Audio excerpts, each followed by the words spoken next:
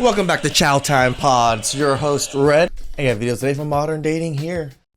All of this is my fault. Everything that's happening is my fault because I was the one that decided that I wanted to be separated. I was the one that decided to leave the house. So I can only work 3 days a week. I make $120 a day. So tomorrow I'll be without insurance. Again, it just feels like I've made the worst mistake. She regretted leaving when she realized she could no longer afford her lifestyle.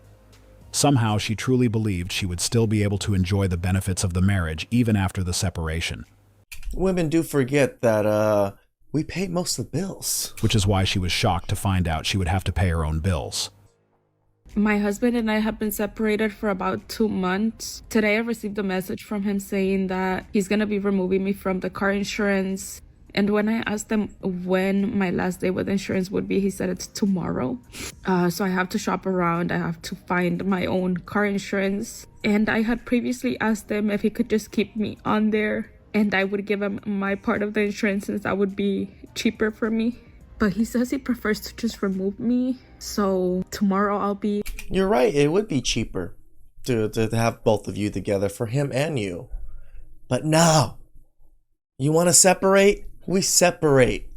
You go on your own, I go on my own. There's no more ties with each other. That's the right way to go about it, my brother. Without insurance. I have the kids 4 days a week and he has them 3.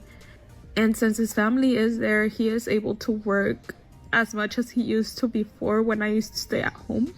So you're mad at him because he has family support? But I have nobody to help me watch my kids. And I'm really not going to leave them with just anybody. So I can only work 3 days a week. I make $120 a day. Sometimes I work Saturdays. I make $60 on Saturdays. So that means 1 week I make $420 and the other one I make $360. So I thought it would be okay if he just kept me in the insurance and I would give him the money, which would be around $100. But today again he said no. So I've been looking. It's around $200 for me to get it by myself. And right now, it just feels like I can't do it. I know I can, but it just feels like I can't. And it really sucks because it feels like all of this is my fault. Everything that's happening is my fault because I was the one that decided that I wanted to be separated. I was the one that decided to leave the house. And I left because I needed to work and I couldn't work where we lived because we have no family there. Now imagine... What are you talking about? You just literally said... He has family that supports him, that he's able to still work. What are you talking about? Leaving a healthy relationship because you want to work, only to later regret it because now you have to pay your own bills. Isn't that crazy? You left because you wanted to work. What? I guess she underestimated those little benefits that came with marriage, and now she has realized that even though she is making her own money, she still can't afford her lifestyle on her own, which shows she didn't fully think it through. I had no support at all, and I still really don't. But at least the kids can be with him 3 days a week, and then I can work a little bit. And I don't even know why I'm crying over this, but again, it just feels like I've made the worst mistake. I feel like my life is falling apart. I feel like I can't provide for my kids. I feel like I can't be a good mom to them.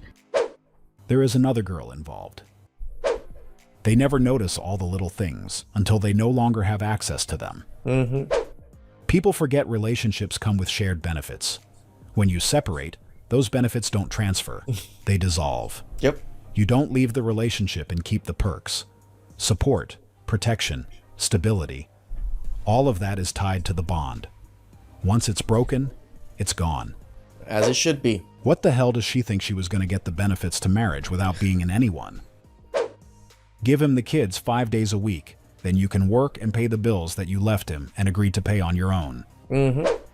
What was supposed to happen?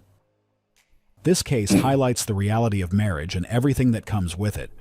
Yet many people don't realize they are taking those small benefits for granted. And usually that realization often comes too late, when they can no longer enjoy them, just like what she is currently experiencing. I don't know why, but these days it seems like many people see separation as the answer to everything, which is why they sometimes end up in situations like this. I mean, it's easier to just leave for everybody, you know, for all parties. It's easier to just leave than actually put in the work to try to make it work. Based on what she said, it doesn't seem like it was something that required divorce, as this issue could have been resolved in different ways. She just wanted to work. I don't think it would have been too hard for you to work. Yet for some reason, she believed leaving was the only solution, and now she has made things far more complicated for herself. I don't understand why she was surprised by his position, when this is the kind of outcome that often comes with divorce and separation, especially when you are the one who initiated it. Which is why it's always important to properly analyze things to avoid future disappointment, just like what she is. That's definitely what women don't do. Remember, women only see this. I'm unhappy. They don't see the, oh, you're going to be really unhappy over here. They only see I'm unhappy here. Currently facing. What I found interesting about this case is that some women in the comments suggested that the reason for their separation and his reaction was that he was probably seeing someone else, which left me completely confused. She literally said she left because she wanted to work. Because I can't understand how they reached that conclusion when the woman in the video clearly stated that she was the one who decided to leave. So how could they shift the focus on the guy when he wasn't even mentioned? I think they believe the focus must always be on the man regardless, but it makes no sense. I married my high school sweetheart, and I'm from a small town, and he's always been great. But a few years ago, we moved to Colorado, and now that we're in Denver, I've been getting so much attention from men that, and they're really wealthy and successful and good looking, and I'm kind of worried that I underestimated my value, on the dating market, and I just settled with my husband. Damn. He deserves better. Attention from men and commitment are two very different things. The grass is greener where you water it. If you're hearing this, damn, even women are burning her. It's too late. They never mention anything about character. It's always superficial stuff that gets them. Incredible. Is anyone surprised? Nope.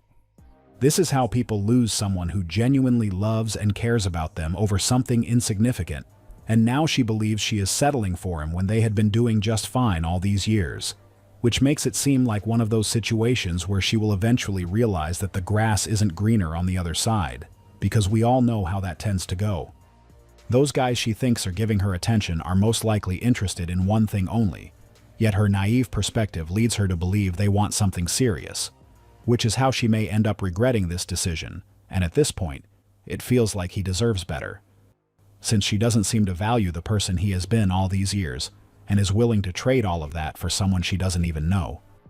The sad thing about it is that this is a marriage without any real issues, which highlights just how fragile relationships can be these days. It's just where you can be with someone for years thinking you found your person, only for them to wake up one day and suddenly say they are no longer happy and want to discover themselves, as it is often described. By 2030, 60% of women between the ages of 32 and 50 are going to be single. Wow. Yes. That's huge. Huge. Huge, huge, huge. And it's because women are just evolving, doing the work. They've got careers, but they're also doing the inner work. Most men out there are not doing any work. I know a lot of guys. So I think it's time for men to really step up. So yeah, it's our fault. Of course. I see the opposite of this every day. I work with men who are doing the work, taking responsibility, and becoming incredible men, fathers, and partners. They just don't always get seen on social media or spoken about enough. I work with as many men as women in the coaching space. Let's help men grow instead of putting them down. When we put men down as not doing the work, this isn't a very evolved way of thinking, and highlights perhaps where there is more work to be done by all. Judging men is not the answer to either of our growth paths. Men are exhausting. They want to be a princess, rather be alone. High schools need to change the curriculum to include a class for young men on how to treat women, date them, and be a good partner. Many are not. Right, just keep training men to do things that women want them to do, right? Because women are just so perfect. They don't have to be trained or taught anything. Not learning it at home. Because men aren't acting like men anymore. What I don't understand is why people make their own decisions and then point a finger at someone else. Why bring men into it when, as far as we know, they are deliberately choosing to stay single. I don't see why others should be held responsible when the reasons behind these outcomes are already clear. Reality is that a quick look at social media and some street interviews will show that it usually comes down to personal choices. Most of us know about the unrealistic expectations that have become common in this generation. Yep. Where some modern women feel they would be 666. settling by dating an average guy, even if they themselves are average. Since most people fall into that category, it raises the question of what happens when a large portion of women no longer want to date someone on their own level. Naturally, more people will end up single. So it has nothing to do with inner work or self-improvement. Excuse me, you're beautiful. Can I talk to you? Wait, do you have a good job? Yes. Do you have any baby mamas? No. Do you got a high credit score? Yes. Do you have a degree or something? You went to college? Yes. I'm gonna pass. You are just a loser in my opinion. I'm good. You have a good day though. Yo, let me holler at you. What's that?